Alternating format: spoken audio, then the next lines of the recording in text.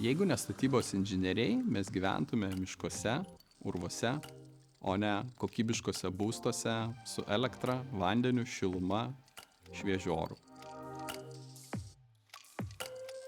Esu Darius Pupeikis, KTU statybos ir architektūros fakulteto dėstytojas, profesorius, taip pat vadovauju Išmanių miestų ir infrastruktūros centrui. Mūsų pagrindinė veikla yra užstatytos aplinkos skaitmenizavimas. Statybos valdymas, magistratūros studijų programa yra orientuota į specialistus, dirbančius statybos srityje, kuriem labiausiai sekasi organizuoti įvairias komandas tiek statybos aikštelėje, tiek projektavimo etape. Perspektyvos būtų dirbti projektų vadovais, organizuojant, valdant ir koordinuojant statinio projektus įvairius, komandas iš skirtingų projekto dalių. Statinio statybos vadovais, tai yra tie, kurie atsakingi už visus procesus statybos aikštelėje ir ko rezultate yra pastatomas didžiulis arba, sakykime, ypatingas statinys. Pats baigęs studijas esu prieš 20 metų. Labai daug kur statybos srityje, gamyboje, projektavime sutinku savo kursiokus, grupiokus ir jie yra kūrėjai visos užstatytos aplinkos, visų statinių, kurie